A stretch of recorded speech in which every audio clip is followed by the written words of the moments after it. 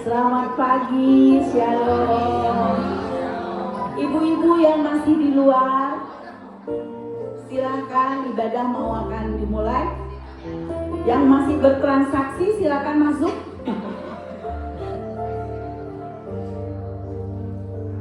Waduh, hari ini penuh dengan cinta.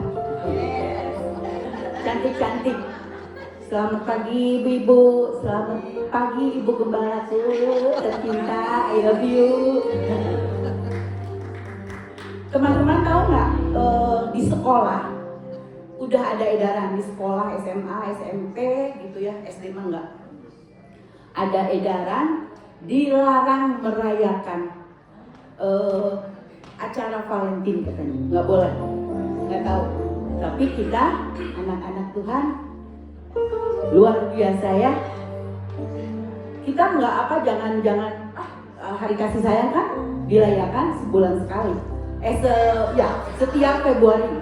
Tapi anak-anak Tuhan jangan takut dilarang, karena tiap hari anak-anak Tuhan penuh kasih. Tiap detik, tiap jam, tiap menit, tiap detik itu penuh dengan cinta.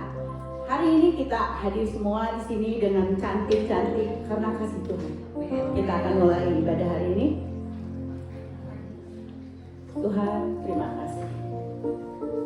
Kita hari ini akan merayakan kasih Tuhan, kasih-Mu. Haleluya, haleluya.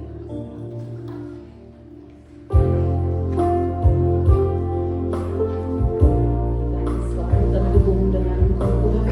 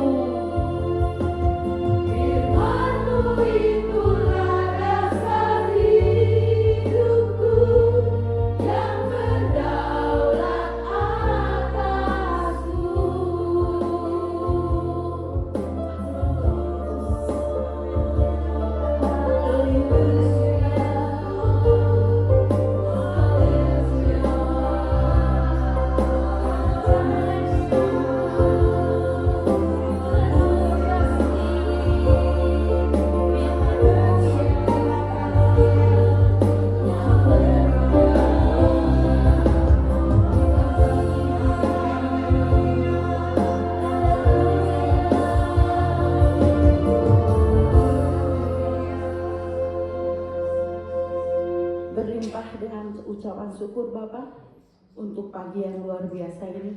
Kami bisa datang karena kasih dan anugerah-Mu. Kami serahkan ibadah kami 1 jam ke depan. Engkau yang menyertai kami, Engkau yang menjaga dan melindungi. Engkau akan memberkati kami Tuhan. Kami siap untuk ibadah hari ini dan kami siap menerima berkat dari Engkau. Terima kasih Bapak. Hanya di dalam nama Tuhan Yesus kami telah berdoa dan mengucap syukur. Haleluya. Amin. Ucapin dong sebelah kanan sebelah kiri. Happy parenting.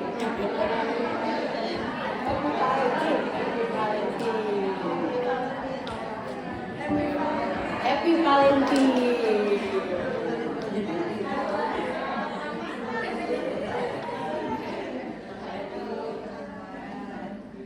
Happy Valentine semua. Yuk. Kita akan caca. Kita punya Yesus yang luar biasa.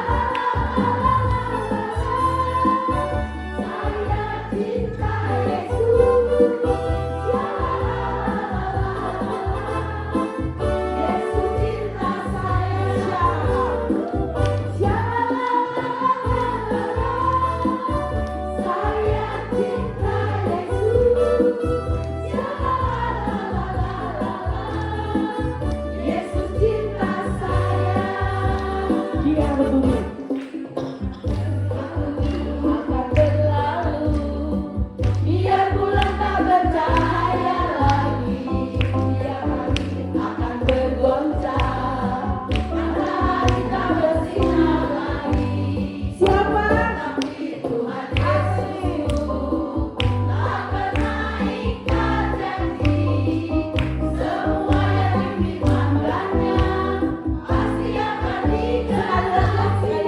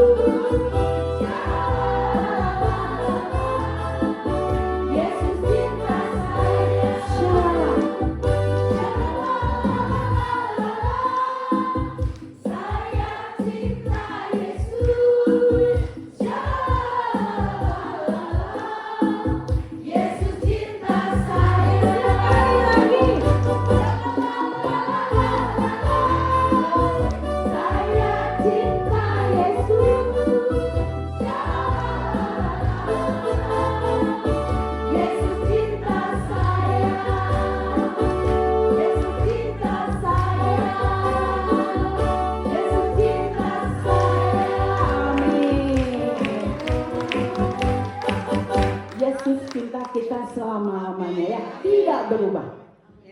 Tidak berkesudahan kasih Allah buat kita. Amin.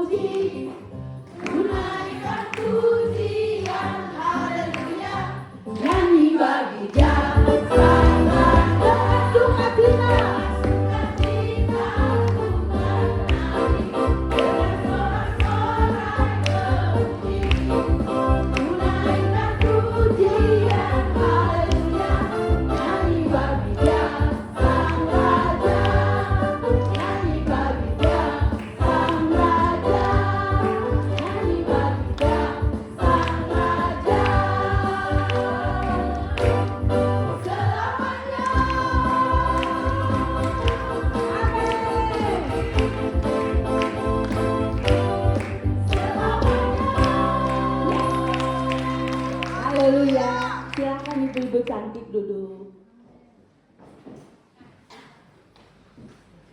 Kita akan dengar firman Tuhan.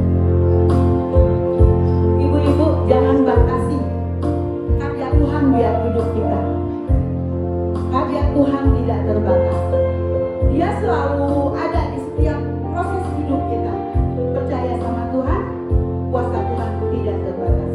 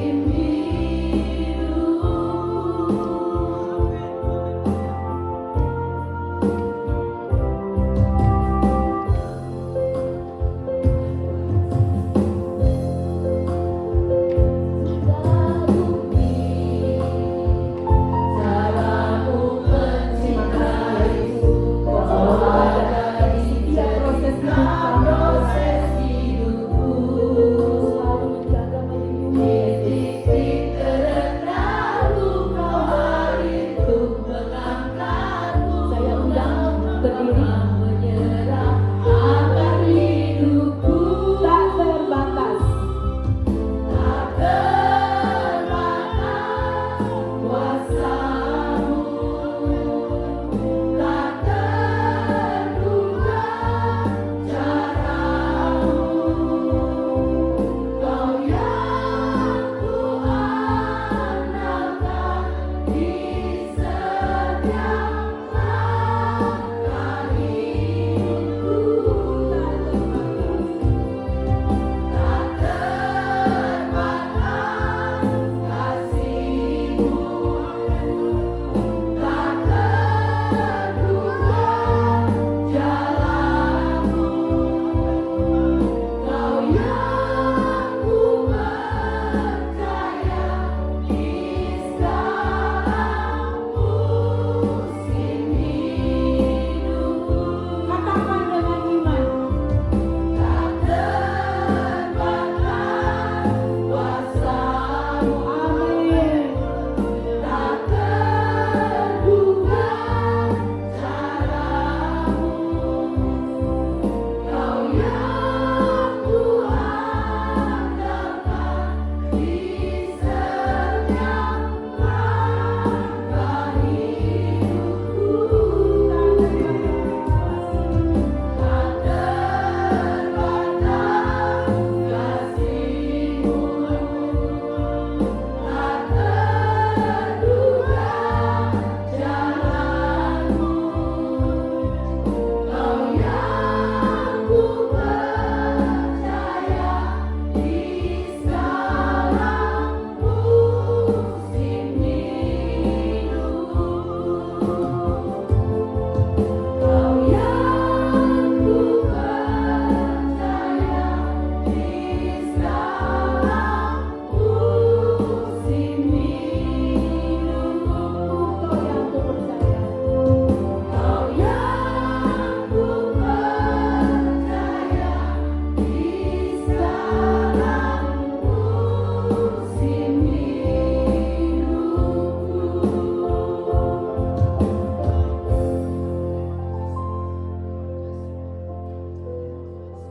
Mari kita akan berdoa. Seperti pujian yang kami nyanyikan Tuhan, kami mengimani dan mengamininya. Ketika kami terhubung dengan Tuhan, maka kami boleh merasakan kuasa-Mu tidak terbatas, kasih-Mu tidak terbatas, dan Kau selalu hadir dalam setiap musim kehidupan kami. Terima kasih Tuhan untuk puji-pujian yang boleh mengingatkan akan kasih Tuhan yang begitu besar dalam hidup kami. Karena kasih-Mu kami ada di tempat ini saat ini. Engkau rela mati di atas kayu salib hanya karena Engkau mengasihi kami. Engkau rela mengampuni segala dosa kami, sehingga kami pun boleh menjadi orang-orang yang diselamatkan di dalam kasih dan anugerah Tuhan. Itu sebabnya biarlah kami boleh menghargai pengorbanan-Mu yang begitu besar, kasih-Mu yang begitu besar, dan kami boleh Tuhan membalas cinta kasih-Mu itu dengan mempersembahkan hidup kami sebagai persembahan yang hidup, yang kudus dan berkenan kepada Tuhan. Tuhan, terima kasih. Mari Kau berbicara kepada kami pada pagi hari ini, supaya kiranya firman-Mu boleh menyegarkan kerohanian kami, menguatkan iman percaya kami, menegur dan menasihati kami. Urapi hamba-Mu yang menyampaikan dan seluruh Bapak Ibu yang mendengarkannya. Kami sama-sama diberkati oleh kebenaran firman-Mu. Di dalam nama Tuhan Yesus, semua yang siap diberkati Tuhan kita katakan amin. Puji Tuhan, silakan duduk ya. Ya, kita beri kemuliaan buat Tuhan. Ya, hari ini luar biasa ya, semua warnanya pink ya. Nah, ini memang kalau tadi ya, Ibu Tanum berkata ada sekolah ya yang nggak memperbolehkan merayakan Valentine. Nah, ini anak saya beberapa hari yang lalu bilang gini, "Mah, tau nggak? Nanti hari Jumat saya sama teman-teman saya mau merayakan Valentine, tapi kita sepakat nggak mau pakai baju pink." Kenapa? Saya bilang, sebab katanya itu di Instagram lagi rame gara-gara gayung lope pink. Ya, yang ketawa berarti tahu, yang nggak ketawa tanya sama yang ketawa. Ya, apa itu gayung lope pink? kita nggak mau pakai warna pink, katanya gitu. Ya itu hanya sekedar lelucon, ya. Nah saya mau nanya dulu nih, teman-teman, ibu-ibu, tahu nggak sih sejarahnya Valentine itu apa? Ya pokoknya dikasih sayang lah, buku malah kalau 14 Februari itu apa, bunga. Itu kemarin saya kan rumahnya di dekat Pandu ya.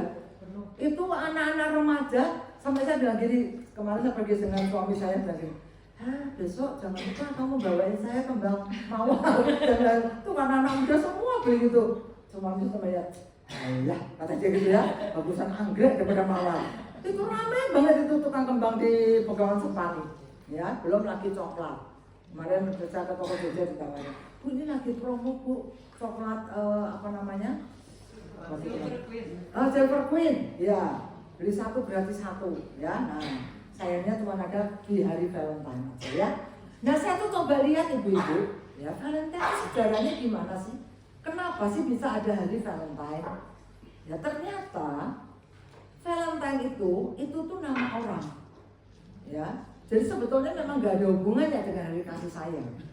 Nah Valentine ini pendeta yang hidup tahun 270-an, tahun berapa? 278. Ya namanya Valentine. Itu di Roma. Nah waktu itu ini juga cerita, ya. Jadi apa namanya, kebenarannya 100% juga belum tentu, ya, karena ada banyak versi. Nah pendeta namanya Valentine ini itu dihukum mati oleh Raja Claudius pada zaman itu, Claudius II. Raja ini tuh terkenal kejam. Kenapa kejam? Karena dia tuh tidak memperbolehkan, ya, pernikahan muda. Jadi pria-pria muda tuh gak boleh menikah, ya. Nah kenapa sampai ada peraturan seperti itu? Karena raja ini tuh melihat, ya, karena raja sedang perang, dia kan butuhnya prajurit-prajurit muda, ya kan? Nah dia tuh lihat orang-orang muda yang setelah menikah tuh nggak mau pergi perang. Ya iyalah ya, orang baru menikah suruh pergi perang gitu kan. Nah jadi dikeluarkan peraturan tidak boleh ada pernikahan muda. Nah si pendeta Valentine ini nggak setuju dengan peraturan itu, gitu loh, karena namanya juga pendeta kan nggak senang perang, ya kan. Akhirnya tuh ditangkap di penjara. Di dalam penjara itu, menurut cerita nih ya, dia tuh jatuh cinta sama anaknya sipir penjara. Nah, ketika tanggal 14 Februari dia mau dipancung, ya, dia dihukum mati, dia tuh tulis surat kepada anaknya sipir penjara ini, nggak disebutin sih namanya. Cuman suratnya itu yang terkenal dengan dari Valentine, betul suratnya itu dalam ditulis yang mungkin dengan warnanya pink gitu ya, terus pakai gambar hati, ditulislah from your Valentine. Nah gitu loh ibu-ibu. Ya, jadi sweet gitu ya. Atau bapak-bapak memberikan bunga kepada istrinya, nanti pulang beli ya. Tulis ini. Nah, for your Valentine gitu kan gambarnya hati itu. Padahal Valentine itu nama orang. Jadi memang sebetulnya tuh nggak ada hubungannya dengan hari-hari raya Kristen tuh nggak ada. Tapi karena ya itu gitu ya, kisahnya kok tragis banget gitu ya. Bicara tentang percintaan, jadilah tiap 14 Februari bahkan teman saya hari ini merayakan ulang tahun pernikahan karena menikahnya 14 Februari. Padahal dalam rumah tangganya kalau saya lihat ya banyak dadedornya. 14 Februari ya berkasih-kasihan lah dari gitu loh ibu-ibu. Nah ini nggak ada hubungannya sama firman Tuhan ya. Tapi kalau nanti ibu ditanya sama tetangga anak cucu jadi tahu. Oh sejarahnya tuh seperti itu gitu ya. Jadi itu nama orang gitu. Nah kalau diperingati memang ya namanya juga apa namanya orang itu kan dengan kisah-kisah seperti itu tuh ya apa namanya kita peringatilah karena ini hari yang membangkitkan kasih sayang kita gitu loh. Padahal itu kan harinya sebenarnya sedih ya karena ditinggal mati oleh pasangannya. Tapi kalau kita hari ini senang karena hari ini kita dapat apa puding katanya ya. Luar biasa. Nah hari ini tema firman Tuhan kita adalah the greatest of this is love, yaitu dari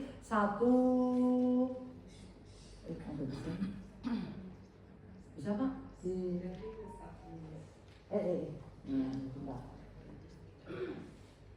Nah ya. Dikatakan demikianlah 1 Korintus 13 ayat 13. Demikianlah tinggal ketiga hal ini, yaitu iman, pengharapan dan kasih. Dan yang paling besar diantaranya ialah kasih. Nah, padahal di sini yang paling besar tuh hobi, ya, gitu ya. Nah, itu dalam bahasa Inggrisnya juga sama. But the greatest of this is love. Nah, Bapak Ibu kan ada bapaknya ya. Kalau kita lihat ayat ini, ya, lalu kemudian kita mikir, oh kalau gitu yang paling penting itu kasih. Betul nggak? Ya kan? Kira-kira iman dan pengharapan penting nggak? Penting. Jadi Bapak Ibu, hubungan iman, pengharapan dan kasih di sini, iman itu tuh tiga-tiganya tuh penting. Karena apa? Itu merupakan fondasi kehidupan. Dengan iman kita bisa kenal Tuhan, terima Tuhan sebagai juru selamat, kita bisa berdoa, ya. Kemudian dengan pengharapan, kalau kita udah berdoa dengan iman, kita punya pengharapan dikabulkan oleh Tuhan, kita mendatangkan sukacita. Jadi iman, pengharapan dan kasih itu tuh sebetulnya sama pentingnya. Ya, kenapa? Dikatakan iman harus dipelihara kemurniannya, nggak ngawur, ya. Harus benar-benar kita punya iman itu kepada Tuhan, bukan kepada gadget. Kalau sekarang kan orang berimannya pada gadget ya. Nah, itu tuh. Karena gadget itu buat kita luar biasa, ibu-ibu, bapak ibu. Benar nggak? Kita mau tanya apa saja, itu tuh gampang banget sekarang. Dengan aplikasi Meta, DeepSeek, AI, ya. Pendeta sangat dipermudah. Bahkan mungkin nanti sekolah kita nggak ada karena udah terlalu gampang kita lihat. Tinggal cari di situ. Ya, bikinkan khotbah tentang Daniel, dia bikinin, ya. Saya nanti tanya nih, nanti ada quote bahasa Inggris, apa ya maksudnya? Saya tanya AI, tolong terjemahkan quote ini. Dia terjemahkan, dikasih perinci penerangan, itu. Bayangin. Jadi sekarang Tuhan yang kedua itu adalah teknologi, ibu-ibu, bapak ibu, ya. Nah, iman itu harus dipelihara kemurniannya. Kita tetap harus punya iman kepada Tuhan. Pengharapan harus terus diperkuat. Entah berapa lama kita sudah berdoa dan belum dijawab oleh Tuhan, pengharapan kita tidak boleh dipudar. Dan kasih itu harus dipraktekkan. Coba bilang kanan kirinya, kasih itu harus dipraktekkan. Nah, ya, itu yang terpenting. Lalu, nah, ini ada tiga kategori kasih bukan yang kita semua tahu. Ada yang namanya eros, itu kasih suami istri, berdasarkan hawa nafsu, ya. Kasih filio, itu kasih persaudaraan, adik kakak kita nih seperti sekarang ini ketemu persaudaraan, itu berdasarkan perasaan, ya. Saya kayaknya cocok sama ibu Ina, ya. Jadi kok duduk barengan terus gitu loh. Itu kasih persaudaraan. Perlu nggak? Perlu. Tapi yang terbesar itu adalah kasih agape. Itu kasihnya Tuhan sendiri. Nah, kita tuh harus sampai ke sana. Ibu-ibu, bapak ibu ya. Nah, mengapa sih disebut terbesar? Kenapa tadi dikatakan dan yang terbesar diantaranya ialah kasih. Nah, kita lihat latar belakang dari ayat ini, bapak ibu. Jadi kita nggak bisa berkata, tuh kan kata ibuku malah juga yang paling penting itu adalah kasih. Betul, yang paling penting itu kasih. Tapi jangan pernah meremehkan iman dan pengharapan. Nah, di dalam 1 Korintus 13 ini, kenapa Rasul Paulus berkata di antara iman pengharapan yang terbesar adalah kasih? Ini ada latar belakangnya. Ya, kenapa? Karena di dalam jemaat Korintus pada waktu itu tuh banyak terjadi perpecahan. Ya, ada yang bilang aku nih golongan Apolos lebih rohani. Oh, siapa bilang? Kamu kelihatan lebih rohani, saya Kefas. Ya, penuh pelayanan. Gitu. Kalah sama Rasul, saya golongan Paulus. Lihat anggota pengikutnya, followernya. Kalau sekarang ya, dia influencer, followernya jutaan gitu loh. Ya, nah itu perpecahan ada di jemaat Korintus. Belum lagi mereka itu sangat bebas banget. Mereka tuh suka, yang kaya suka merendahkan yang miskin. Makanya kalau ibu baca dalam 1 Korintus itu ada dikatakan sebelum mereka mengadakan perjamuan kudus, ya mereka makan-makan. Jadi yang kaya ini nggak mau nungguin yang nggak orang yang miskinnya, makannya sorangan gitu. Nah itu sebabnya kemudian ada lagi kesombongan rohani. Makanya Rasul Paulus sampai berkata, ya kalau kita ini sebagai mata, kita nggak boleh merendahkan tangan, nggak boleh kita berkata, oh aku nggak perlu kamu, nggak boleh. Sampai sebegitunya. Nah, dikatakan kalau kita lihat ya, kenapa dikatakan ayat 13 dikatakan yang paling besar ialah kasih. Karena di dalam ayat 1 sampai 3 itu dikatakan oleh Rasul Paulus ya, sekalipun aku dapat berbicara dalam semua bahasa manusia dan bahasa malaikat, ya. Tetapi jika aku tidak mempunyai kasih, aku sama dengan gong yang berkumandang dan canang yang gemerincing. Ini saya bacakan dari yang terjemahan 2-nya ya.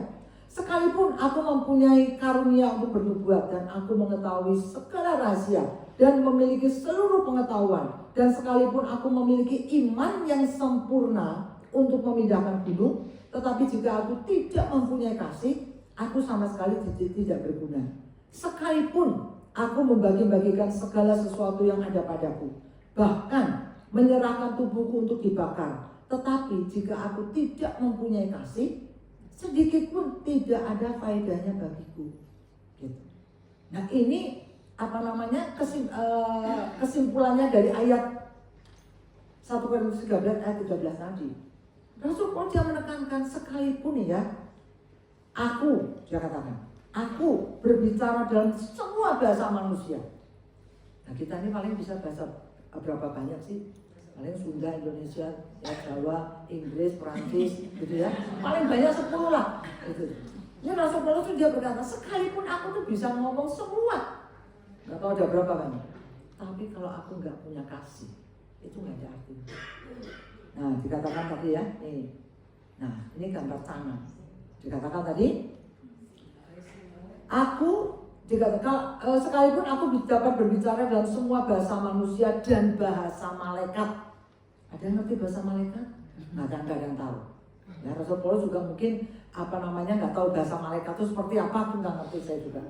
Ya, dikatakan tapi jika aku tidak punya kasih, aku sama dengan gong yang berkumandang dan canang itu seperti ini. Kalau kita drum band, ya drum band kan, yang breng gitu loh.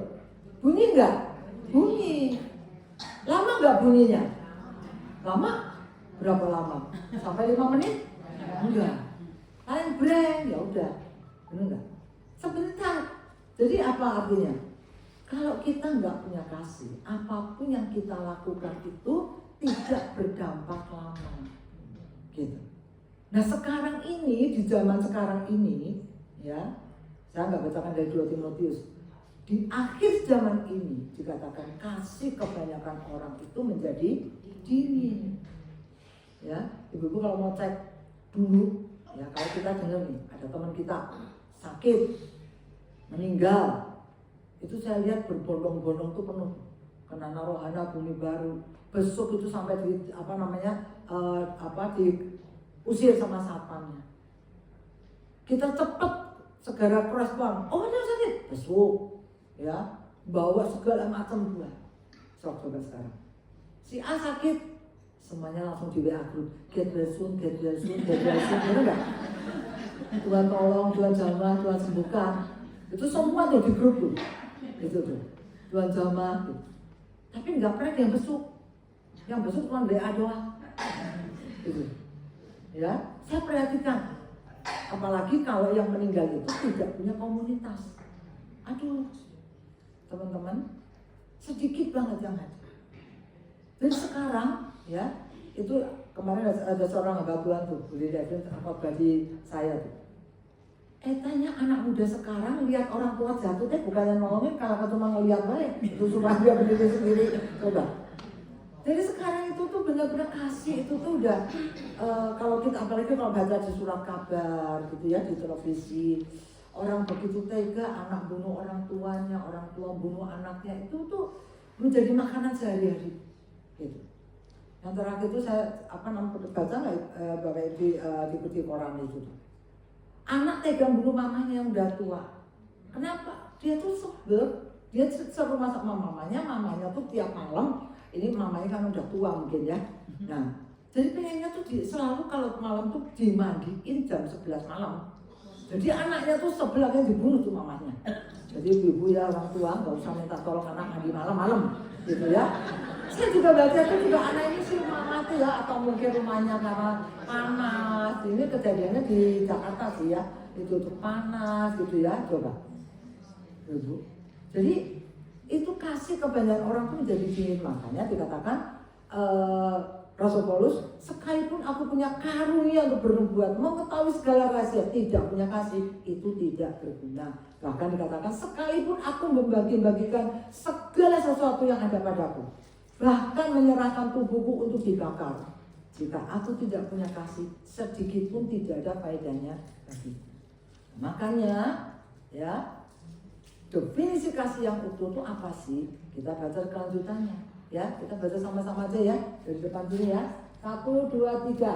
Kasih itu sabar, kasih itu murah hati, ia tidak cemburu, ia tidak memegahkan diri dan tidak sombong, ia tidak melakukan yang tidak sopan dan tidak mencari keuntungan diri sendiri, ia tidak memarah dan tidak menyimpan kesalahan orang lain, ia tidak bersuka-cita karena ketidakadilan, tetapi karena kebenaran. Ia menutupi segala sesuatu, percaya segala sesuatu, mengharapkan segala sesuatu, sabar dan menanggung segala sesuatu. Kita baca ini, yang paling sulit yang mana, Ibu? Nomor 1, saya nggak sabar, sama orangnya mah kesabaran, gitu ya. Ada yang berkata, aduh Bu, saya mah yang paling sulit saya lakukan adalah murah hati Bu. Gimana mau murah hati? Saya sendiri juga masih kurang, gitu ya. Ada yang berkata, aduh Bu, saya ini terus terang temperamental, gampang banget marah. Nah itu kita semua bisa mengevaluasi saya ini kurang kasihnya tuh yang mana, gitu ya. Nah, ibu-ibu, bapak-ibu sekalian, apa sih artinya mengasihi itu? Nah, tadi saya katakan ya kepada teman-teman semua kan. Kasih itu praktek, bukan hanya perasaan. Oh saya mengasihi Tanu, tapi nggak pernah nyapa. Saya mengasihi kok, nggak pernah ngomong, nggak pernah nyapa. Kira-kira dia berkata, gombal lah si buku Malamaya, katanya mengasihi pelitnya, bukan mainan gitu. Ya kan, tapi percaya enggak ya? Nah gitu loh. Kasih itu tuh tindakan, ya. Bukan hanya perasaan, kasih itu berkorban. Lalu apa? Kasih itu tidak bersyarat. Nah, kasih di dalam 1 Korintus 13 ayat 13 tadi, yang terbesar itu adalah kasih, itu adalah kasihnya Tuhan. Yang terbesar itu kasih agape, itu kasihnya Tuhan. Kasih Tuhan itu tidak pernah bersyarat. Mau kita berbuat dosa sebesar apapun juga, ketika kita minta ampun sama Tuhan, Dia akan terima kita apa adanya. Ya, lalu kasih itu apa? Rela mengampuni. Nah ini yang paling gampang apa gampang? Paling susah. Betul? Kalau semua di sini kelihatannya nggak ada yang punya musuh, ya? Nggak ada, amin ya? Nah, nggak ada. Begitu pulang baru lihat fotonya. Kalau di sini kan nggak ada foto orang yang nyebelin kita kan? Nah, siapa sih yang paling berpotensi menyakiti kita? Siapa? Orang yang paling dekat. Siapa tuh orang yang paling dekat? Suami itu yang paling kenceng ya. Gitu. Sama kayak saya. Suami gitu. Siapa lagi? Mertua, anak, ya. Orang tua, kalau bagi anak orang tua, mantu. Ya. Jadi yang menyakiti kita itu bukan orang jauh. Yang menyakiti kita itu orang yang paling dekat dengan kita. Dan kadang-kadang, nah kita ini yang udah usianya, saya udah 65 nih, ya. Kita ini yang sudah 65 tahun ke atas, itu ingat, daya ingat kita ini makin lama makin berkurang, ya. Nah karena daya ingat makin berkurang, maka mulut kita tuh ngomongnya juga makin harus berkurang. Jangan ini berkurang, ini bertambah. Ya, itu kan wanita kan gitu ya. Semakin bertambah usia, semakin bertambah pula keahlian untuk berbicara, gitu. Karena itu sering kali jadi sumber sakit hati bagi para menantu. Teman saya itu kesayangan mertuanya dulu ya. Mertuanya itu kalau kemana-mana membanggakan mantu saya itu loh, pintar masak, sama bangga banget. Sekarang mertuanya itu sudah tua, rada pikun, tidak serumah. Satu kali sih teman saya datang ke rumah mertuanya bilang gini, Mami kok kehilangan perhiasan ya? Kata gitu. Nah taruh di mana Mi? Nah yang tahu tempat perhiasan tuh kamu loh. Kayak gitu Pak. Sama saya kayak, kapan Mami kasih tahu? Iya. Dengan yakinnya lagi si mertuanya. Iya itu tuh. Mami yakin kok perhiasan Mami tuh, Mami taunya tuh kamu yang tahu tempatnya. Jadi Mami nuduh saya, ya enggak sih, katanya gitu ya. Ya enggak sih, tapi kan ngomongnya gitu. Gitu loh. Ya, ya. Kan teman saya itu yang nggak terima ya, dibilang yang tahu perhiasannya hilang, terus dia yang dalam tanda kutip nggak nuduh sih, tapi kan tersirat gitu loh. Dia lapor ke anaknya kan, kata si Mami ya tega-teganya orang sakit saya juga jarang ke rumahnya gitu loh. Nah, udahlah, nggak usah dianggap, ya mungkin dia pas lupa aja. Satu kali anak lagi ke rumahnya, gitu ya, dia udah membasuh hatinya dengan pengampunan. Jadi datang lagi ke rumahnya. Dia lihat tuh jemuran di depan belum diangkat. Jadi kemudian dia ngomong, loh, ini tuh jemuran kok diangkat? Belum diangkat. Terus Mami gini, lah ini itu baju batik Mami ya, ada di mana ya? Kata dia gitu. Itu tuh. Kamu tahu nggak itu tuh? Rasanya ingat nggak baju batik Mami kayak gini-gini? Kan kamu tahu ya waktu itu ya? Ada di mana ya? Ini mantunya nih. Si Mami itu gendeng apa gimana gitu loh ya, orang saya tuh tentang jemuran. Nah jadi akhirnya dua kejadian ini membuat teman saya berkata, oh mertua saya ini sudah pikun. Ibu mau disebut pikun? Nggak mau. Jadi ini mulutnya mesti dijaga ya, supaya kita tidak menyakiti orang. Nah ini orang terdekat yang sering kali jadi konflik itu bukan orang jauh, orang terdekat gitu ya. Makanya kasih itu rela mengampuni. Ini yang paling susah memang. Nah ada satu quote bagus banget, dikatakan tidak ada kasih itu tanpa pengampunan. There is no love without forgiveness. Ya, dan tidak ada pengampunan itu tanpa kasih. Jadi kalau kita mengampuni seseorang itu dasarnya kasih. Kalau kita bilang mengasihi tapi kita tidak bisa mengampuni, maka itu berarti kita belum mempraktekkan apa artinya kasih. Nah, jadi di dalam hari ini kalau kita memperingati hari kasih sayang, Tuhan ingatkan yang terbesar itu kasihnya Tuhan. Kasihnya Tuhan adalah kasih yang berkorban, tindakan. Kasihnya Tuhan itu tidak pernah bersyarat. Dan kasihnya Tuhan itu kasih yang rela mengampuni. Berapapun besarnya dosa kita, kalau kita datang kepada Tuhan, Dia pasti mau mengampuni. Ya, nah kemudian, ini ya ada satu kisah tentang pengampunan itu yang menarik banget. Saya diingatkan satu tokoh ya namanya Corrie ten Boom. Mungkin dulu pasti udah pernah dengar kisahnya. Ini perempuan Belanda, ya. Dia sekeluarga itu pada tahun 1944 itu kan Perang Dunia Kedua. Waktu itu yang paling berkuasa itu adalah Nazi dari Jerman, ya.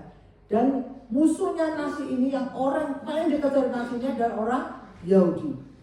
Nah, Corrie dengan papanya sekeluarga itu pembuat jam. Jadi dia punya toko. Dia punya hati menyembunyikan orang Yahudi di rumahnya.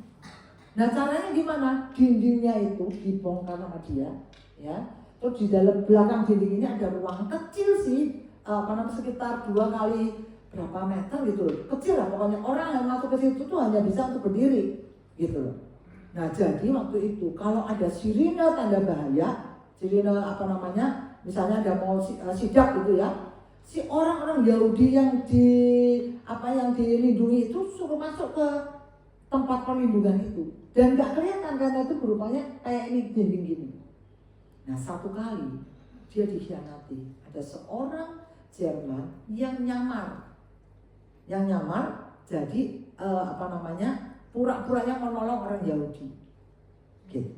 Nah akhirnya mungkin dia tanya, akhirnya dia melapor kepada Nazi, kepada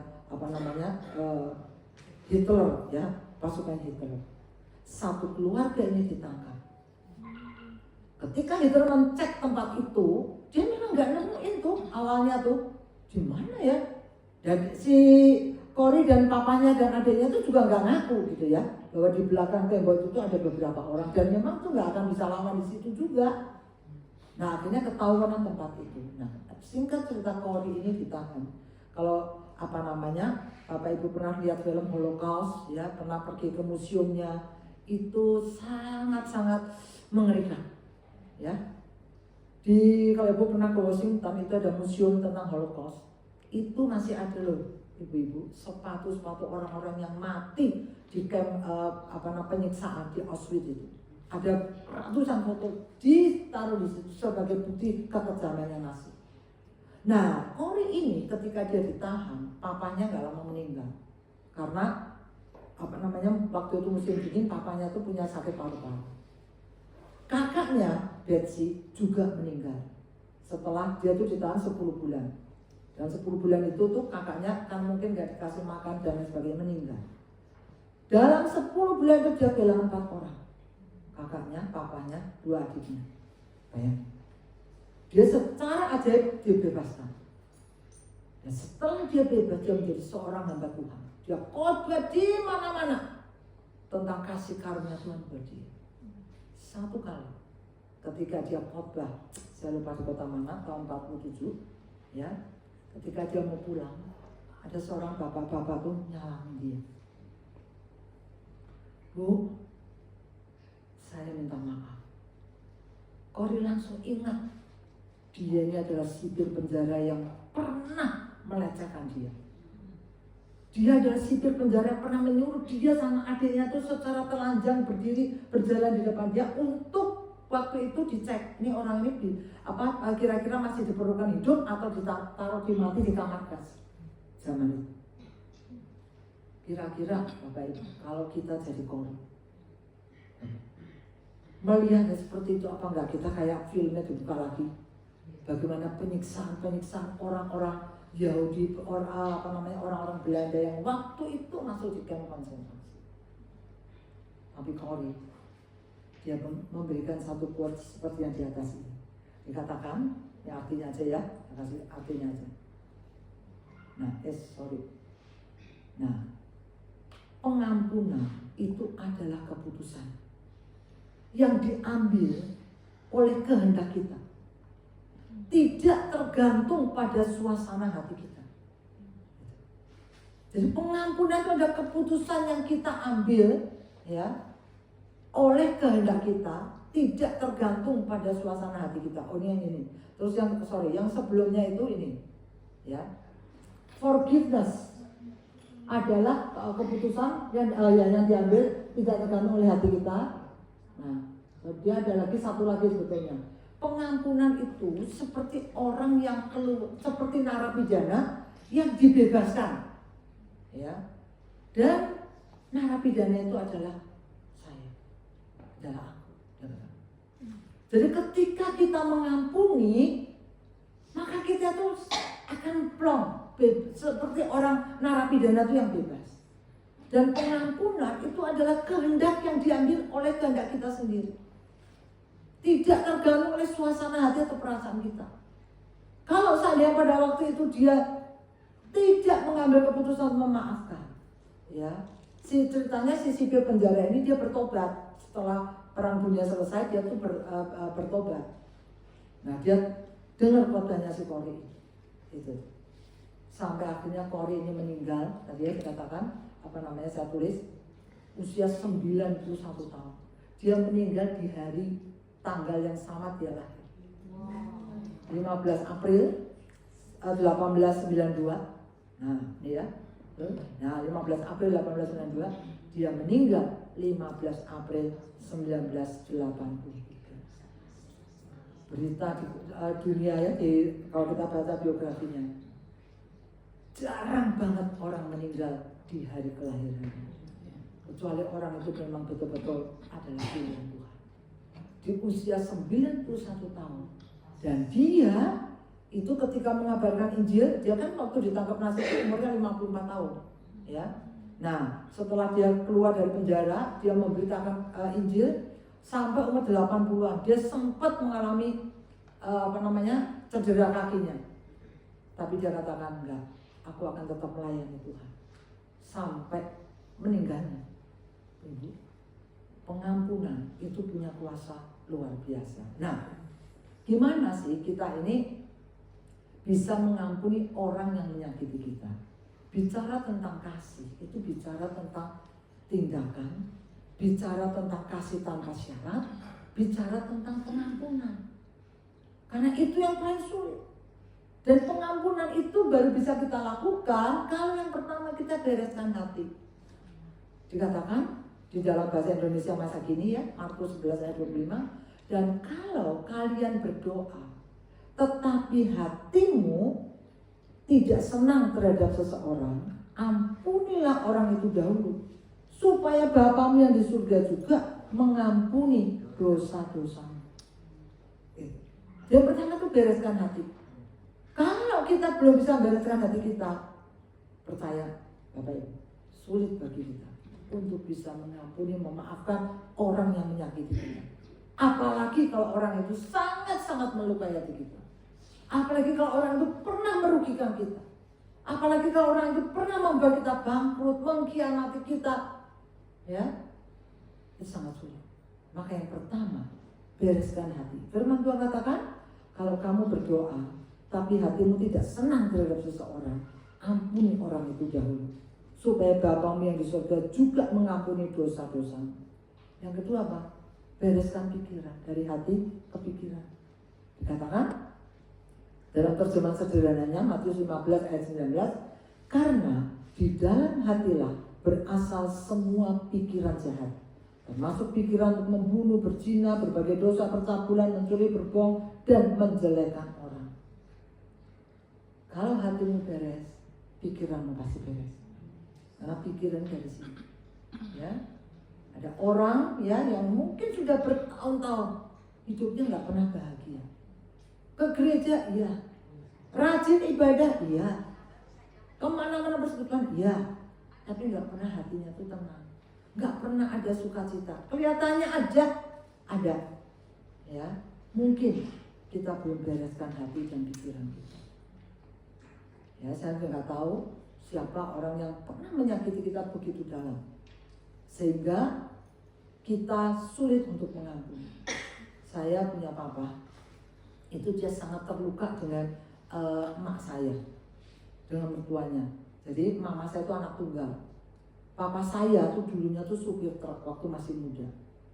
Emak saya itu dia buka toko PND, tapi bukan PND kayak sekarang, di rumahnya aja, bukan toko kelontongan.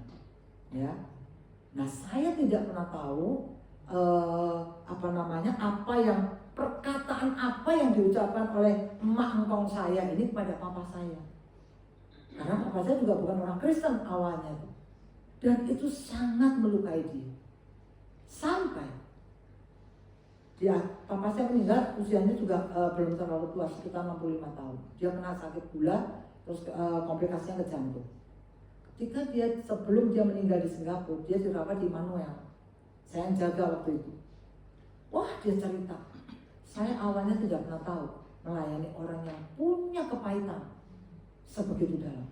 Papa saya cerita, kalau seandainya ya emak kamu itu nggak seperti ini, papa nggak akan seperti ini. Emak kamu tuh ya borosnya bukan main. Emak kamu itu, saya tuh bilang gini, apa? Emak kan udah meninggal, gitu ya. Papa mau ngomongin gitu juga nggak akan hidup lagi. Saya bilang gitu. Udahlah Pak, Papa sekarang konsentrasi pada penyakitnya Papa. Nah udah nih, bawa saya ke Singapura. Persis datang itu masih jak-jak Bapak Ibu. Ayo begitu masuk ruangan, kira-kira seperempat jam dia anfal. Nah, pelayanan Singapura tuh beda sama Indonesia. Kalau Indonesia anfal kasih sedokat dulu, kasih apa. Kalau ini enggak, langsung dirubung sama dokter, suster semuanya. Saya malah sempat dimarahin sama dokternya.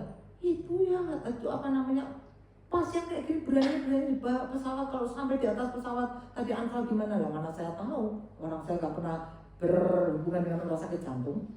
Akhirnya dari situ masuk ICU, langsung selang itu ada 12 Bapak Ibu, itu papa saya. Akhirnya semua anak-anak umur saya 8 bersaudara kumpul semua di Singapura, termasuk adik saya dari Amerika. Nah adik saya ini suaminya pendeta, jadi dia kan hamba Tuhan ya, jadi dia mungkin sering gitu melayani. Itu ini kejadian ini sudah papa saya itu meninggal 2022, jadi udah 23 tahun yang lalu. Nah, kita kumpul, kita berdoa, ya, kemudian kita masuk ke ICU itu kan jamnya tertentu. Kita berdoa, terus kemudian adik saya yang dari Amerika itu, dia bisikan ke papa saya, "Pak, kalau papa nanti yang datang itu orang pakai baju putih, ya, papa ikut ya." Terus dia nggak nanggung, "Pak, nanti kalau Pak mau nggak papa mengampuni emak supaya papa kalau meninggal itu papa juga senang gitu loh, nggak ada lagi ganjalan." Itu bapak ibu saya nggak pernah lupa, ya. Orang udah koma, papa saya itu udah koma. Ketika adik saya tanya seperti itu, dia bisa geleng-geleng bapak ibu. Aduh, saya sampai, kita semua tuh sampai nangis, kita keluar lagi dari ruangan ICU itu, kita doa lagi di luar itu. Kita minta Tuhan, lembutkan hatinya Tuhan, Tuhan lembutkan hatinya Tuhan. Kita berdoa. Kemudian kita masuk lagi, papa saya itu paling senang lagu "Kasih dari surga memenuhi tanpa ini." Kita nyanyi lagu itu berkali-kali. Itu kita tuh besok kurang lebih kan kalau jam itu kan antara jam 5 sampai jam 7. Kita nyanyi. Adik saya tanya lagi, ketika kita udah berdoa, adik saya tanya lagi, "Pak, mau ya Pak ngampuni emak? Supaya papa kalau ketemu Tuhan seneng Pak. Papa gak ada lagi sakit hati. Papa gak ada lagi ganjelan pada emak. Papa pasti seneng ketemu Tuhan. Mau ya Pak?" Bapak ibu tahu kuasa doa itu, dia bisa nganggu. Nah, dari situlah saya tuh tahu, saya belajar sekalipun orang dalam keadaan koma, bapak ibu, jangan pernah berpikir dia tidak dengar apa yang kita ucapkan. Ya, makanya kalau ada saudara kita yang dalam keadaan koma, belum percaya Tuhan, bisiki untuk dia percaya Tuhan, dia masih dengar kok. Itu saya papa saya itu. Ketika dia menganggap kita salah, kita juga menangis, kita berdoa buat dia, Tuhan, Tuhan tahu yang terbaik buat papa saya. Bapak ibu tahu, itu jam 7 itu kita berdoa, terus kemudian kita pulang. Yang jaga tinggal adik saya, satu orang itu. Setengah 11, papa saya pulang ke surga. Pengampunan itu berdampak luar biasa. Jadi jangan pernah kita simpan segala kepahitan itu sampai kita di terakhir hayat kita. Kemudian bereskan apa? Perkataan kita. Ketika kamu berbicara, jangan sampai kata-kata kotor keluar dari mulutmu atau kata-kata yang menyakiti hati orang lain. Tetapi biarlah seperlunya supaya perkataanmu menolong, mendatangkan kebaikan dan menguatkan orang-orang yang mendengarnya. Nah, ini kita ibu-ibu nih, ya. Sudah mengampuni, sudah. Yang belum apa? Yang belum adalah tidak mengungkit-ungkit. Benar nggak? Kita ngampuni suami kita. Ya, hari ini aku ngampuni, kamu mah selalu aja bikin masalah di rumah misalnya gitu. Ya. Nanti sekian bulan kemudian suami kita melakukan hal yang sama. Sorry ya bapak-bapak ya. Bapak-bapak, ini suami saya aja contohnya ya. Suami saya itu sangat mudah mengampuni dan sangat mudah melakukan kesalahan lagi. Ya. Gitu loh. Ya, paling gampang, aduh sorry ya, gitu loh. Tapi saya selalu melakukan lagi. Nah, wanita tadi ya, bereskan nanti udah, pikiran udah, bereskan perkataan. Karena pria itu nggak senang diungkit-ungkit. Gitu. Dia selalu berkata, udahlah, heran. Peristiwa sekian abad yang lalu kamu masih ingat kapan, jam berapa, di mana tempatnya. Gitu. Saya aja udah lupa. Gitu. Nah, wanita kalau masalah sakit hati itu diingat sampai meninggal. Nah, dari kasih sayang ini harus semuanya dibereskan. Ya, janji ya. Nanti pulang beliin coklat kepada suami, Pak. Ya. Oh, so sweet, gitu kan? Gitu tuh. Dan jangan sakit hati. Kalau suamimu dikasih coklat terus responnya apa-apaan sih? Ya. Terus gombal. Sekarang ngasih coklat, besok muring-muring lagi. Gitu ya. Nah, teman-teman, ya, itu bicara tentang kasih. Jadi mari kita praktekkan kasih yang terbesar, kasihnya Tuhan. Kita sekali lagi nggak akan bisa mengampuni dengan kekuatan kita. Bukan itu. Teman saya pernah tanya, ya, boleh nggak bercerai? Boleh nggak bercerai? Nggak boleh. Teman saya bilang, ya kita nggak akan bercerai kalau suaminya baik. Coba suaminya KDRT, selingkuh, punya simpenan, punya gayung, tuh ya, gitu. Nah, gitu. Bisa gitu ngampuni. Nah, gayung opek gitu tuh ya, bisa gitu. Tadinya saya nggak ngerti loh, kenapa disebut gayung. Misalnya anak saya tuh yang kasih info tuh, tapi gayungnya ada di WC mah, jadi suka dipakai orang banyak. Oh, maksudnya tuh seperti itu. Oh, tuh dulu nggak tahu juga ya, kasih tahu sekarang ya, gitu. Istilah itu loh. Jadi istilah pelakor itu seperti gayung yang suka dipakai banyak orang, gitu loh. Nah, oh, gitu dulu. Iya, nah itu kalau generasi milenial itu tuh jadi pembicaraan. Padahal ceritanya itu adalah fiktif. Itu tuh ceritanya cerita karangan sendiri loh, bukan cerita bener. Supaya apa? Nah ini makanya sekarang itu teknologi.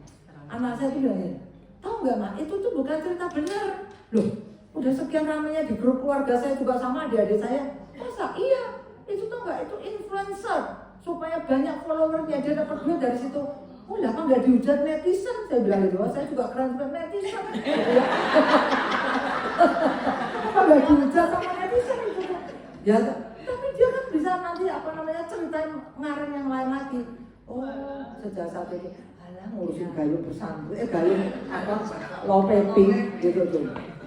Nah, itu gitu. Jadi mari kita praktek, ya. Praktek hati yang mengasihi pada sesama, ya, dan terlebih pada orang-orang yang terdekat. Itu yang paling berpotensi menyakiti kita, ya.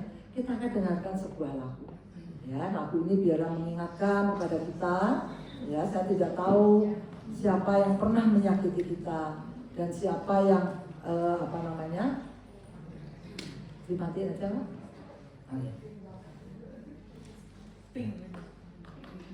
Yang pernah menyakiti kita, tapi mari ketika kita dengar lagu ini, ya.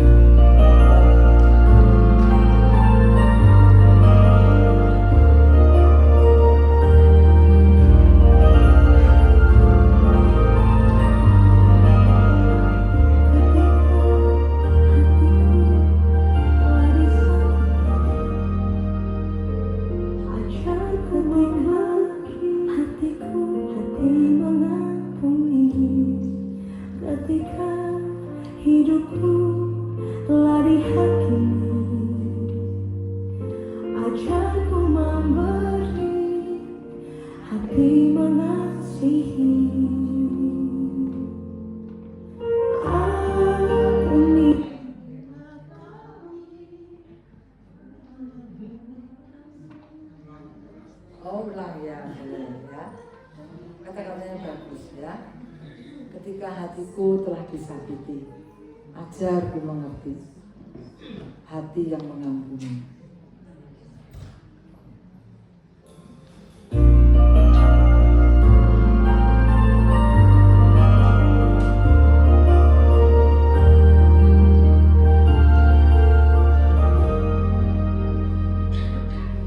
Ketika hatiku telah disakiti,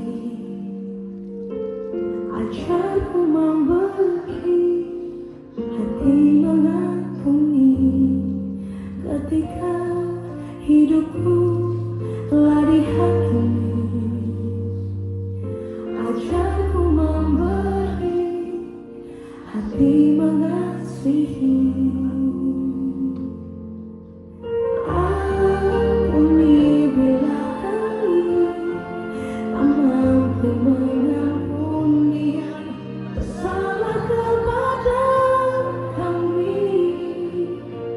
Seperti hati Bapa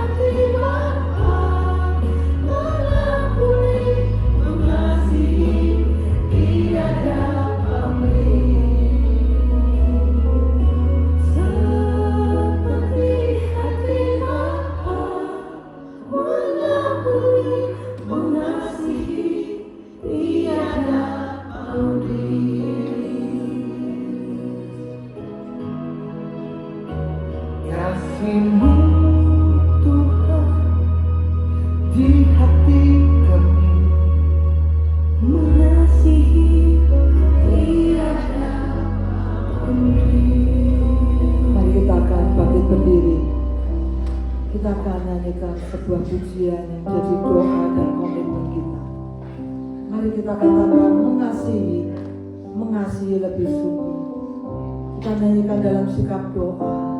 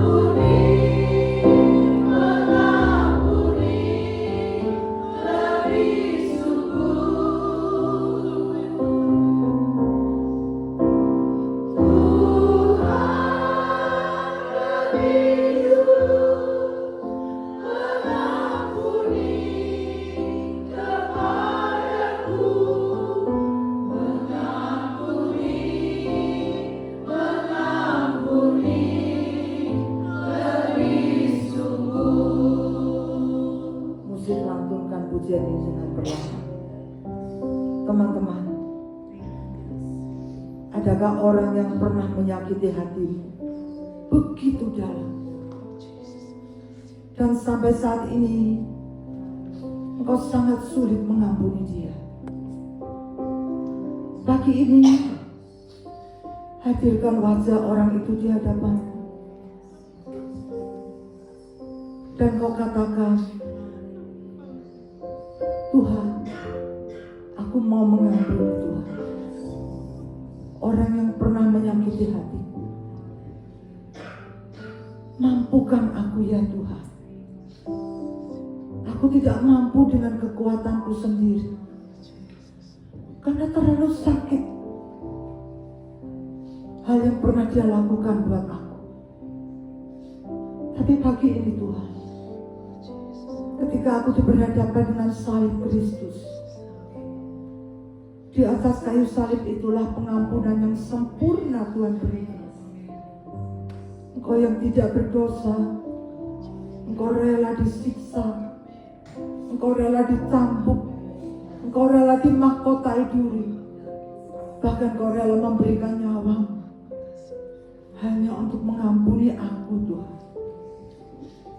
Pagi ini salib itu yang memampukan aku untuk bisa melepaskan pengampunan. Teman-teman, kalau ada di antara teman-teman yang mau ngambil komitmen, ya, saya mau Tuhan mengampuni orang yang pernah menyakiti aku. Bolehkah kau taruh tangan kananmu di dada? Orang lain tidak tahu, tapi Tuhan tahu. Tuhan tahu kau tidak mampu melakukannya sendiri, tapi Dia berkata, aku memampukanmu anakku. Ampuni seperti aku mengampuni, sehingga kau akan merasakan kebebasan, kau akan merasakan sukacita, kau akan merasakan damai sejahtera, dan kau akan merasakan pembelaan Tuhan atasmu ketika engkau mengampuni orang yang pernah bersalah kepadamu. Tuhan, kau melihat tangan-tangan yang diletakkan di dada sebagai satu komitmen, satu kehendak, satu kemauan. Sekalipun tidak mudah Tuhan, untuk mengampuni. Tapi pagi ini Tuhan mengingatkan kasih yang terbesar itu adalah kasih agape, kasih Kristus yang rela berkorban, yang rela mengampuni, yang tanpa syarat. Terima kasih Tuhan.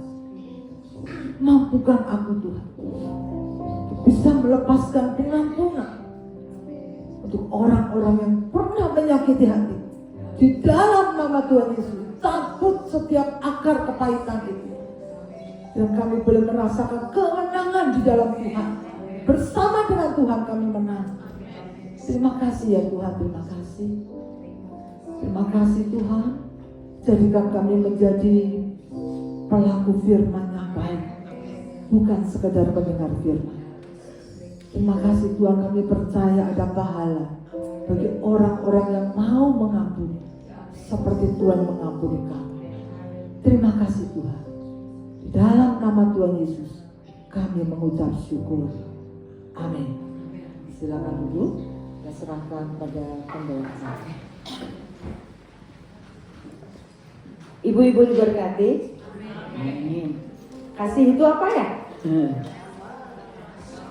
Sabar, murah hati, tidak sombong. Dan yang terakhir tadi apa? Mengampuni, memaafkan. Kita akan coba praktekkan ya. Kita akan memberikan yang terbaik. Sebelumnya berdoa dulu. Terima kasih Tuhan Allah Bapa kami dalam surga, kalau pada pagi hari ini Tuhan kami telah menerima firman-Mu yang begitu indah dalam kehidupan kami ya Bapa. Kiranya Tuhan biarlah firman-Mu tidak berlalu begitu saja Tuhan, tetapi tersimpan di dalam hati kami dan kami dapat melakukannya ya Bapa. Jadikanlah kami Tuhan pelaku-pelaku firman-Mu ya Bapa, agar kami Tuhan Yesus Engkau pakai lebih heran lagi ya Bapa. Dan Kau juga memberkati Ibu Kumala yang sudah menyampaikan firman-Mu ya Bapa. Pakai dia lebih heran lagi ya Tuhan Yesus, dimanapun dia Tuhan Yesus menjadi saksi-Mu Tuhan. Dan Kau pakai Tuhan kehidupannya, Kau pakai keluarganya Tuhan Yesus menjadi saksi-Mu. Dan Kau Tuhan memberkati mereka ya Bapa. Terima kasih Tuhan, terima kasih.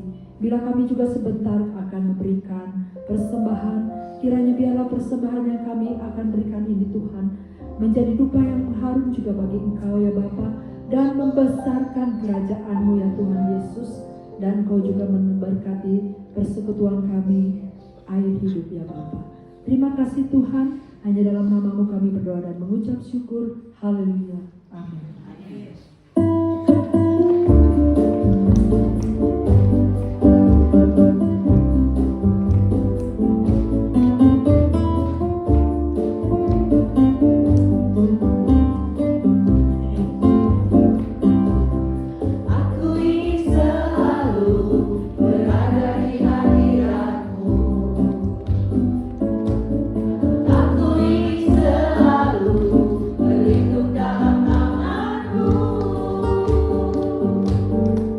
Viva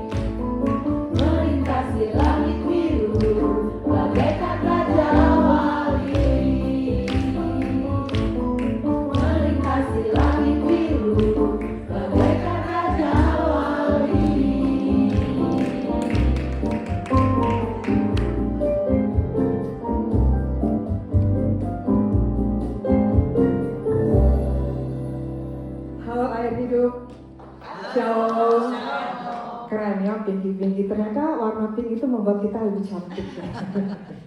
Apa kabar semuanya? Baru. Jangan tanya harganya. Saya berharap kita semuanya sehat-sehat. 2 minggu yang lalu saya lihat dari depan rada-rada gemuk ya, hari ini agak langsing. Di hari kasih sayang. Terima kasih Ibu Kumala, kami hari ini sangat diberkati. Saya secara khusus tadi duduk di situ. Saya juga ingat ada yang saya belum melepaskan pengampunan, hari ini Tuhan ingatkan. Saya lepaskan pengampunan. Dan saya percaya surga bersuka cita, amin. Ibu semuanya ya. Dan berikan tepuk tangan buat Tuhan kita. Hari ini sebelum saya membacakan kegiatan kita sepanjang 2 pekan ke depan, saya mewakili teman-teman pengurus mengucapkan terima kasih buat Ibu Kumala yang hari ini sudah menjadi seorang berkat buat kami. Ada pasti hal-hal yang dilepaskan, amin ya, pasti terjadi. Terima kasih juga untuk Ibu Cucu, adakah Ibu Cucu hari ini? Terima kasih Ibu Cucu yang sudah kami boleh leluasa di sini beribadah seperti rumah kami sendiri. Terima kasih juga untuk Pak Yanto. Teman-teman, kita akan, ini kenapa ya kalau kayak gini suka begini deh. Yang pertama udah ucapkan terima kasih Neng. Terus, oh iya, kita akan mengadakan doa bersama di tempat ini di lantai 3 tanggal 21 Februari hari Jumat jam 8 pagi. Tidak hanya untuk pengurus ya, semua kita diajak untuk doa bersama. Air hidup ini terkenal loh Bu Kumala. Doa-doanya itu banyak yang dijawab, banyak yang dijawab sama Tuhan. Karena itu mari datang bersama-sama kita berdoa. Sepakat kasih Tuhan jawab doa-doa kita. Tanggal berapa Ibu-Ibu? 21 jam 8 di lantai 3 ya. Dan ibadah yang akan datang itu tanggal 28 Februari. 28 Februari. Kalau bajunya rada murah itu nggak berat. Tanggal 28 Februari di tempat ini, 2 minggu lagi ya, teman-teman yang hari ini nggak hadir, tolong diingetin teman-temannya, akan dilayani oleh Pastor Adi Darta. Iya. Hari ini teman-teman yang sudah mempersiapkan diri dengan baik ya, dengan berpakaian warna pink, akan kita pilih kostum yang terbaik ya. Tanpa ibu-ibu sadari dari depan tadi sudah ada yang memantau ya. Jadi nanti kita akan berapa hadiah. Saya bawa sesi acara maju ke depan dong, bantu saya. Sesi acara bagaimana penilaiannya? Nanti ada berapa hadiah Bu Mika? 3. Ada 3 hadiah. Tur kemana aja Bu? Ada 3 hadiah ya untuk yang kostum terbaik. Kemudian setelah acara ini jangan pulang dulu ya. Teman-teman dari sel grup ada 9 sel yang ikut. Ada 8 yang ikut akan menghias puding di luar sana. Kita di sini akan bergembira ya di hari kasih sayang ini. Tadi kata Bu Kumala juga, kasih itu mesti dipraktekkan. Kasih itu mesti dipraktekkan ya. Oke. Ibu-ibu, coba yang akan menghias puding siapa aja ya? Berapa sel? 8 sel ya. Nah, nanti setelah doa berkat, teman-teman boleh keluar. Hanya teman-teman yang menghias puding aja. Yang tidak menghias puding tetap di sini. Nanti akan ada pengumuman, baik yang juara puding maupun juara kostum terbaik. Oke? Yuk, kita akan. Saya terima kasih. Saya juga mau tanya, adakah yang baru pertama kali hadir? Kalau yang ulang tahun belum ya? Satu minggu lagi. Yang baru pertama kali hadir dong. Kalau yang pertama kali baju baru enggak kan? Yang baru pertama kali hadir ada? Oh, nggak ada ya. 2 minggu lagi teman-teman kita punya tugas untuk membawa teman-teman yang baru. Doa langsung atau kita doa langsung? Ibuku, nanti kita langsung untuk doa berkat. Ya, mari teman-teman kita akan berdiri ya, kita akan mengakhiri ibadah kita. Setelah itu kita masuk dalam perayaan ya. Bapa dalam surga, kami mengucap syukur untuk persekutuan pada pagi hari ini, di mana Kau hadir di tengah-tengah kami, memberikan sukacita, kesatuan hati, kebersamaan, saling mengasihi, saling memaafkan satu dengan yang lain. Terima kasih ya Tuhan. Bahkan kalau sebentar kami menikmati acara kebersamaan di dalam sukacita, acara-acara yang sudah dipersiapkan, Tuhan juga menyertai kami. Kalau sebentar lagi juga kami tinggalkan tempat ini, kiranya Kau juga menyertai semua aktivitas kami sepanjang hari ini. Dimanapun kami akan pergi, apapun yang akan kami lakukan, biar semuanya ada di dalam pimpinan dan perlindungan Tuhan. Berkati studi anak-anak kami, pekerjaan suami kami, bahkan pekerjaan kami, pelayanan kami. Tuhan, Engkau memberkati semuanya. Terima kasih Tuhan untuk setiap pelayan-pelayan Tuhan yang sudah bertugas dari Asher, Kolektan, WL, Singers, pemain musik, tim multimedia. Tuhan, semuanya Tuhan berkati. Tuhan balas semua jerih lelah mereka dengan berkat-Mu yang berkelimpahan. Bahkan kami mendoakan untuk gereja di tempat ini, Bapak Gembala Yanto dengan seluruh tim penata layanan yang ada, dengan Ibu Cucu, Tuhan Engkau memberkati. Tambahkan jiwa-jiwa baru di tempat ini. Jadikan rumah ini menjadi tempat di mana jiwa-jiwa bisa bernaung, diayomi, dimuridkan, dan Tuhan mereka boleh menjadi anak-anak Tuhan yang dapat menjangkau jiwa-jiwa di sekitar di Jalan Pakuhan ini. Terima kasih ya Tuhan, berkati seluruh pengurus yang ada, pertemuan-pertemuan mendatang, Tuhan pimpin dan sertai. Kalau ada di antara kami yang sakit, kiranya Tuhan juga jamah dan Tuhan sembuhkan di dalam nama Tuhan Yesus. Terima kasih ya Tuhan. Biar kiranya saudara sekalian, kita boleh pulang dengan membawa berkat dan sukacita dari Bapa Surgawi. Kiranya kasih daripada Allah Bapa, persekutuan di dalam anaknya yang tunggal Tuhan kami Yesus Kristus, dan juga penghiburan dan cinta kasih dengan persekutuan di dalam rohnya yang kudus akan menyertai kita semuanya dari sekarang sampai nanti kedatangannya yang kedua kali menjemput kita di awan-awan permai. Kami berdoa di dalam nama Tuhan Yesus. Semua yang diberkati Tuhan kita katakan amin. Tuhan.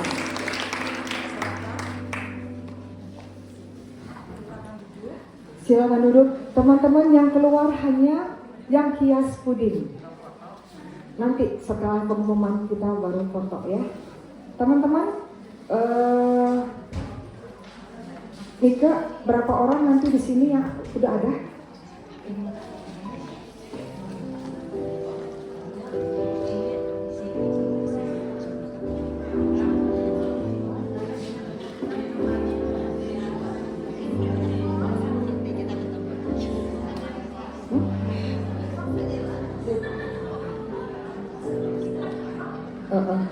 Iya, ada beberapa orang yang akan kami panggil ya. Ya, kita akan panggil ke depan ya. Ini bukan pemenangnya dulu, tetapi nanti kita akan pilih. Ya, para finalis kita akan panggil. Sheila, Ibu Pidwa, finalis boleh ke depan. Siapa ya namanya Ci? Aku yang baju pink. Ayo Jenny boleh maju. Finalis. Grace Spot. Tapi ada yang di dalam, ada yang di Cieng ya.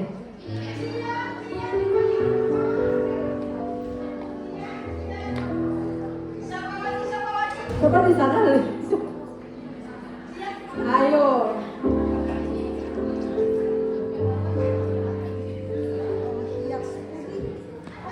Ini lagi.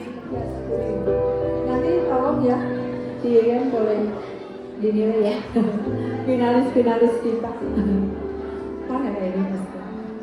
Nanti boleh apa? Di koyoyong ya, iringin musik ya. Suruh jalan seperti Pragawati. Ini Eva. Ibu Eva. Hai Ibu Eva. Meskipun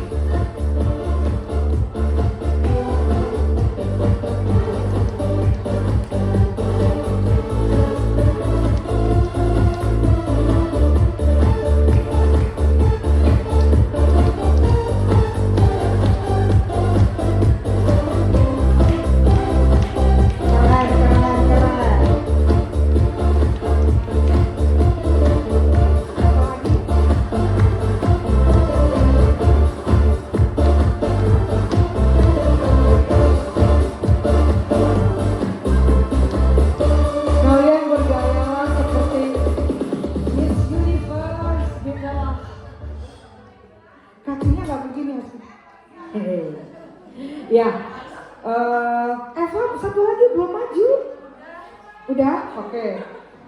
Nanti kita akan panggil lagi. Sekarang boleh duduk dulu. Kita nanti akan kasih pengumuman ya. Ada 3 orang ya. Berarti satu nanti yang juara harapan.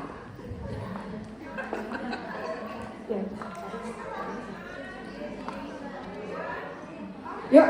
Yuk kita sambil nyanyi yuk. Nyanyi yuk. Yuk bangkit berdiri. Bangkit berdiri meskipun hidup ini banyak masalah. Yang penting ada Tuhan Yesus, semua pasti beres. Amin.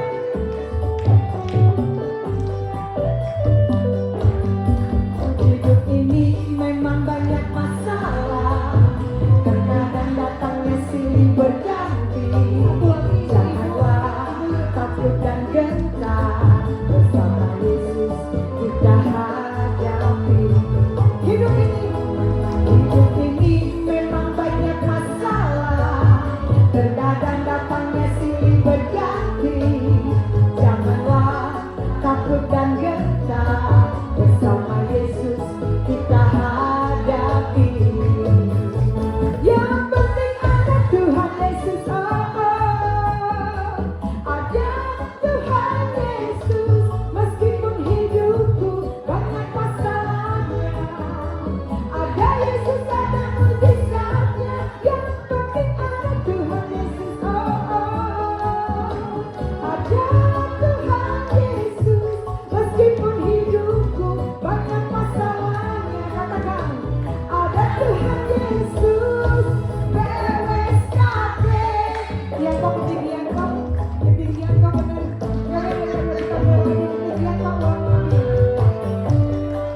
Walaupun hidup kita banyak masalah ya, yang penting ada Tuhan Yesus. Gimana?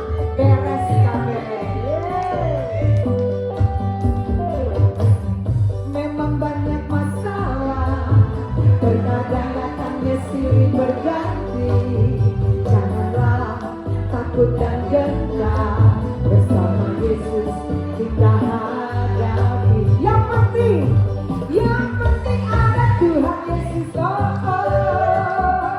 Ada Tuhan Yesus. Meskipun hidupku banyak masalahnya, ada siapa?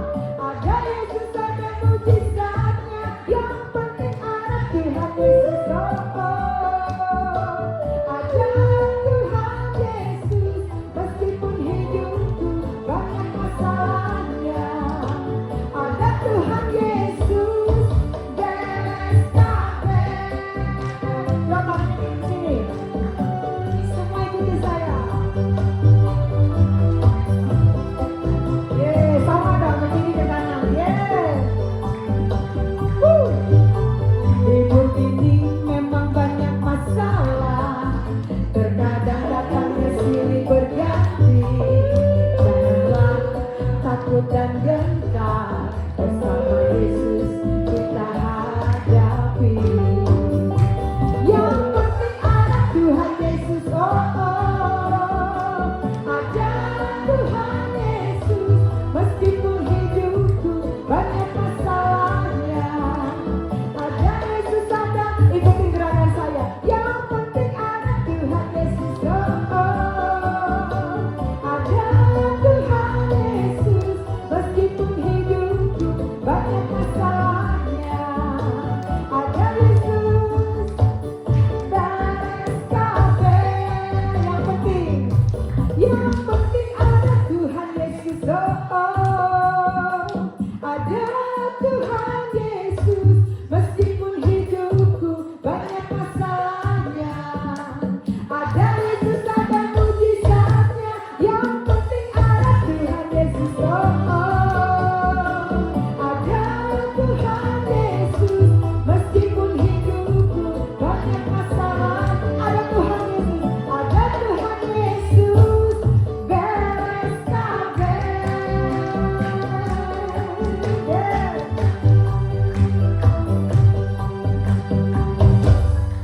Silahkan duduk ya. Kita masih ada waktu 6 menit lagi sebelum kita dengar pengumuman untuk puding. Mungkin ada ibu-ibu yang mau bersaksi di sini?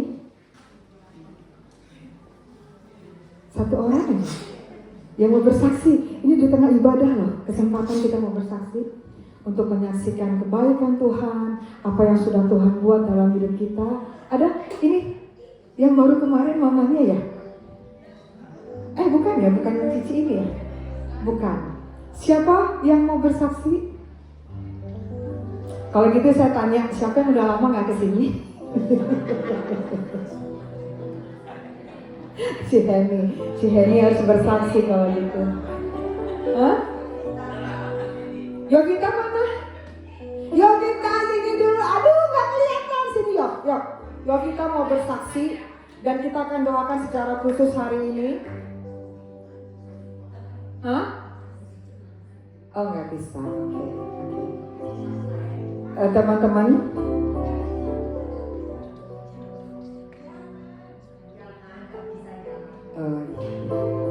Nggak apa-apa. Nanti ada.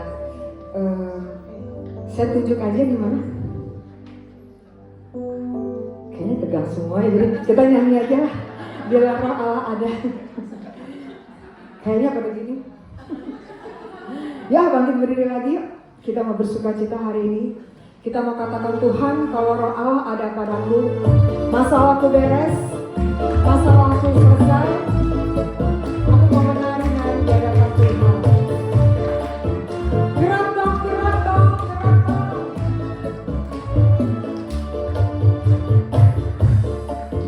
Bila roh Allah ada di dalam, bantu ya, kan menari seperti tidak menari. Ya, yang bantu dengar. Bila roh Allah ada di dalamku, bukan menari seperti tidak menari. Bukan menari, bukan menari, bukan menari seperti tidak menari. Bukan menari, bukan menari, bukan menari seperti tidak menari. Bila roh Allah ada di dalamku, bergoyang, bergoyang. Ini kelompok ini selku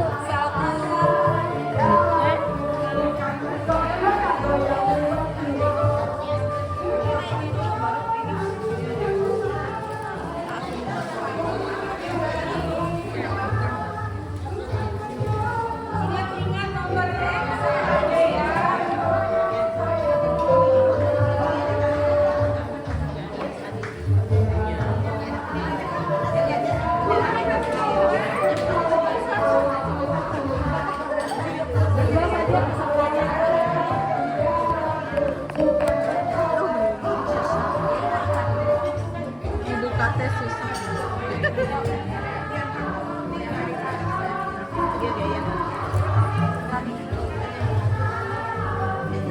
Ini juri kita.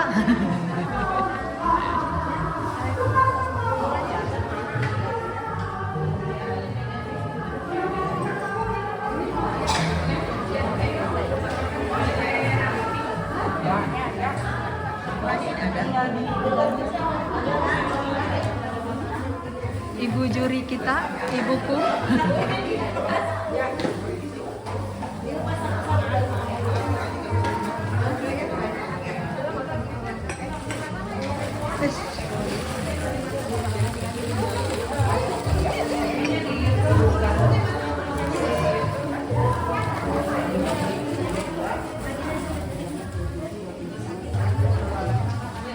Wow, mantap.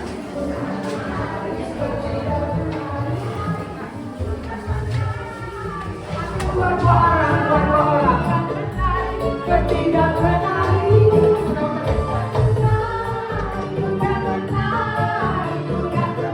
Atau teman dua-duanya.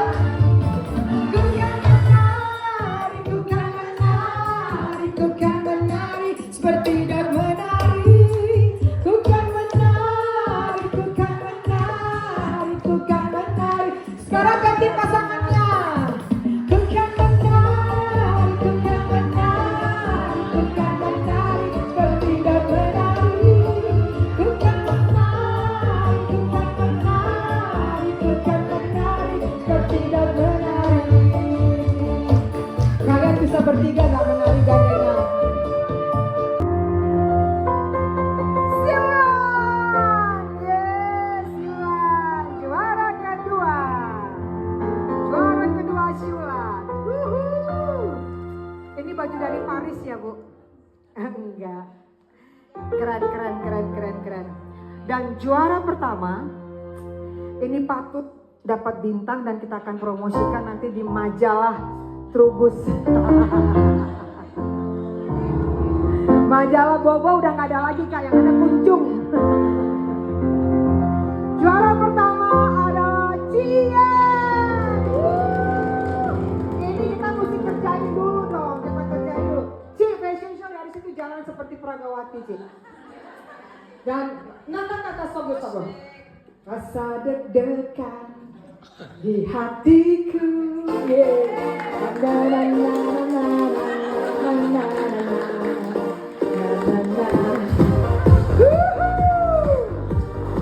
Mesti dikawal. Lagi turun lagi sih. Inilah pemenang kita hari ini. Di tahun 2025, di hari Valentine kasih sayang, pemenang pertama fashion show. Ayo ikut lagi turun ke bawah. Pemenangnya pertama adalah Cie. Sekali lagi tepuk tangan.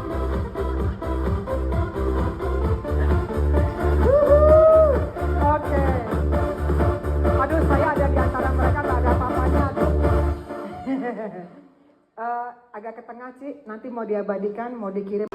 Tidak berkuasa, kau mulia, kau ada waktu suka, ada waktu duka, kau setia dan selalu bersamaku, kau membuatku tersenyum, membuatku tertawa, membuatku bahagia. Tangan di atas semuanya menari.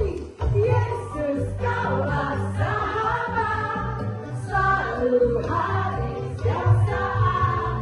Hatiku bergembira bersamamu Yesusku. Kanan kiri ke depan, mari semua bergoyang, menari bergembira, sukacita ku dalam Kristus. Ya mari semuanya.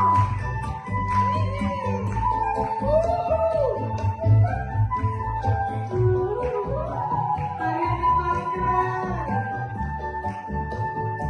Yes. Kau satu penuh kasih, dua penuh hikmat, tiga penuh kuasa. Kau mulia, kau ada waktu suka, ada waktu duka, kau setia dan selalu bersamaku, kau membuatku tersenyum, membuatku tertawa, membuatku bahagia. Yesus kaulah sahabat, selalu hadir setiap saat. Hatiku bergembira bersamamu Yesusku. Kanan kiri ke depan, mari semua bergoyang, menari bergembira, sukacita ku dalam Kristus. Yesus kaulah sahabat, selalu hadir setiap saat. Hatiku bergembira bersamamu Yesus. Kaki kanannya melangkah.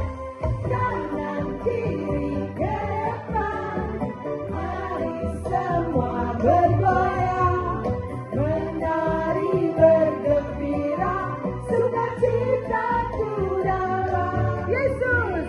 Yesus kaulah sahabat, selalu hadir setiap saat. Hatiku bergembira bersamamu Yesusku.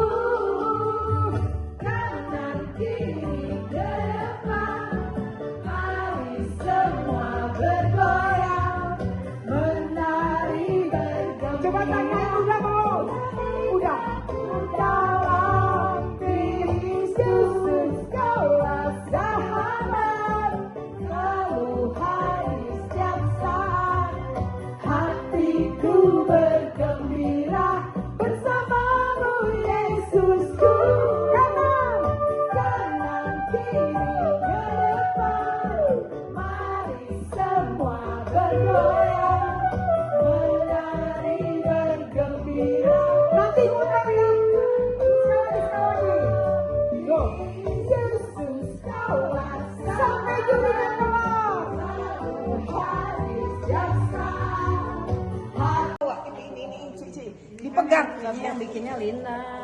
Memang dia Enggak, yang juara satu mana? Yang ini. ya, ini. Kasih. Biar ikut di foto. Ini, di foto itu kan. Udah justru anu ieu anu kreatif mah.